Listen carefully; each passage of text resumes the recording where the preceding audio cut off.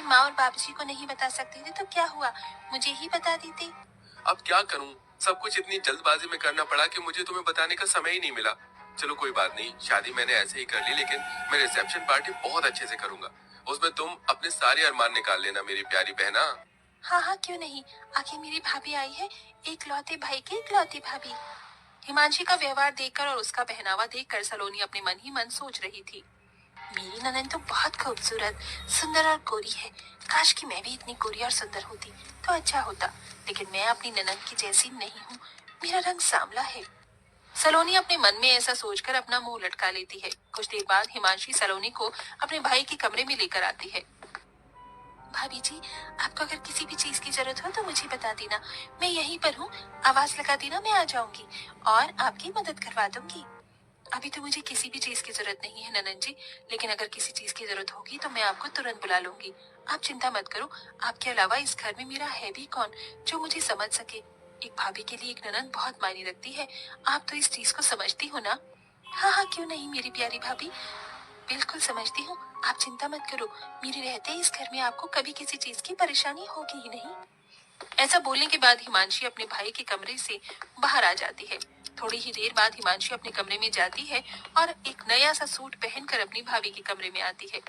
अरे भाभी, अभी तक आप तैयार नहीं हुई हो, रुको मैं आपको तैयार कर देती हूँ।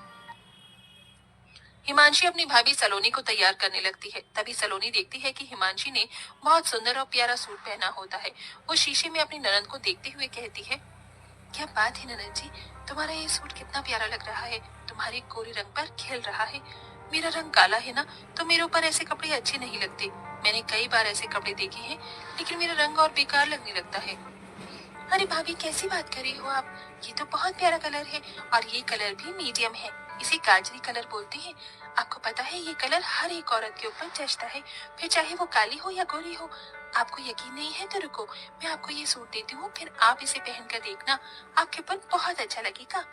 हिमांशी अपने कमरे में जाती है और दूसरा सूट पहनकर जो उसने पहना होता है उसे उतार के अपनी भाभी के पास ले आती है। भाभी ये लो सूट। अरे ननन जी, आपको ये सूट मुझे देने की क्या जरूरत थी, रहने दीजिए। अरे क्या हुआ भाभी, आप मेरी भाभी हो, मैं इतना नहीं कर सकती, चलो इसे पहनकर दिखाओ। हिमांशी के ऐसा कहने के बाद सलोनी हिमांशी की बात मान लेती है और सूट पहनकर अपनी ननन को दिखाती है। देखो ननन जी कैसा लग रहा है। पहले तो मुझे लग रहा था कि मेरे रंग के ऊपर ये अच्छा नहीं लगेगा, लेकिन मेरे सांवले रंग के ऊपर ये मुझे बहुत अच्छा लग रहा है। हाँ हाँ क्यों नहीं भाभी, आपके ऊपर ये रंग बहुत अच्छा लग रहा है। कलर कुछ नहीं होता भाभी, पहनने का तरीका होना चाहिए। आपके ऊपर ये सच में बहुत अच्छा लग रहा है, आज से आप इसे अपने पास ही रख लो। हिमांशी ऐसा कहकर अपनी भाभी को तैयार करने के बाद मुंह दिखाई के लिए लेकर आती है, जहाँ सब बहुत अच्छे से उसकी मुंह दिखाई की रस्म करते हैं और सभी उसे शगुन देते हैं। साथ में हिमांशी भी एक प्यारा सा तोहफा अपनी भाभी को देती है। भाभी, मैं आपके लिए ये इतना प्यारा सा तोहफा लेकर आई हूँ, इसे हमेशा अपने पास ही रखना।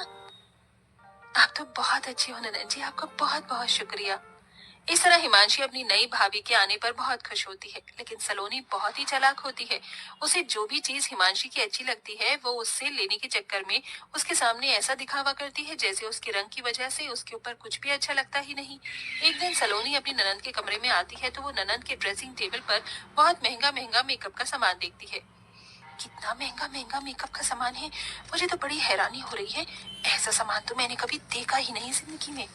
अरे भाभी आप यहाँ, कुछ काम था क्या आपको? नहीं कुछ काम नहीं था, मैं तो बस ऐसे ही आई थी। वैसे ननन जी आपके कमरे में ड्रेसिंग टेबल पर ये इतना महंगा महंगा मेकअप का सामान, वैसे तो मैं भी सोचा करती थी कि मैं मेकअप करूंगी, लेकिन मेरा रंग सांवला है इसलिए मेरे रंग पर पता नहीं मेकअप खिलेगा या नहीं। अरे भाभी आप भी ना कैसी बातें करती हो और सोचती हो, ऐसा कुछ नहीं होता, मेकअप हर चेहरे पर अच्छा लगता है, देखो मैं आपको करके दिखाती हूँ।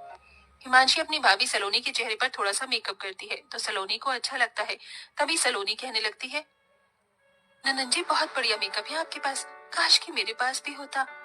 होने की क्या बात है भाभी जी, ये है ना, आप इसे रख लो, मैं अपने लिए और मंगा लूंगी, आपके पास रहे या मेरे पास रहे, कौन सी बड़ी बात है। सलोनी ये सुनते ही खुश हो जाती है। मेरी ननन बहुत अच्छी है, आप सच में बहुत अच्छी हो ननन जी, भगवान ऐसी ननन हर किसी भाभी को दे। ऐसा कहने के बाद सलोनी अपने कमरे में सारा मेकअप का सामान उठाकर ले आती है और उसे अपनी ड्रेसिंग टेबल पर लगाने लगती है। ननद के सारे सामान पर मेरा ही अधिकार है, मैं उनके पास कुछ नहीं छोड़ूंगी, सब ले लूंगी।